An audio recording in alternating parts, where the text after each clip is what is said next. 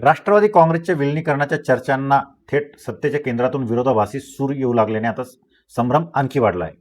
मुख्यमंत्री देवेंद्र फडणवीस यांनी काल स्पष्ट शब्दात सांगितले की जर दोन्ही राष्ट्रवादी काँग्रेसच्या विलिनीकरणाची प्रक्रिया खरोखर अंतिम टप्प्यात आलेली असती किंवा तारीख ठरली असती तर अजित पवारांनी नक्कीच त्यांच्याशी याबाबत चर्चा केली असती. कारण त्यांचे आणि अजित पवारांचे संबंध अत्यंत सलोख्याचे होते.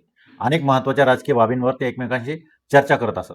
अगदी विमान अपघाताच्या आदल्या दिवशी जवळपास तासभर दोघांमध्ये संवाद झाल्याचेही त्यांनी यावेळी सांगितले.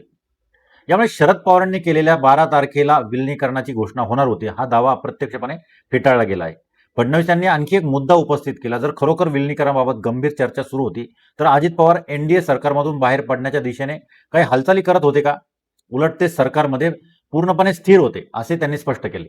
दररोज नवनवे संभ्रम निर्माण करून राजकीय उद्दिष्ट साध्य करण्याचा प्रयत्न योग्य नाही असा अप्रत्यक्ष टोला शरद पवार गटाला त्यांनी लगावला.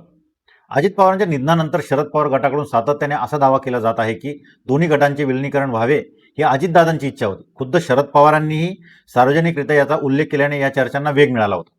परंतु आता मुख्यमंत्र्यांच्या या वक्तव्यामुळे या दाव्यांवर प्रश्नचिन्ह उभे राहिले आहे. राज्याच्या राजकारणात पुढे नेमकी कोणती चाल खेळली जाणार आणि राष्ट्रवादीच्या भवितव्याचा निर्णय कोणत्या दिशेने जाणार याबाबत तुम्हाला काय वाटतं? कॉमेंट बॉक्समध्ये नक्की सांगा.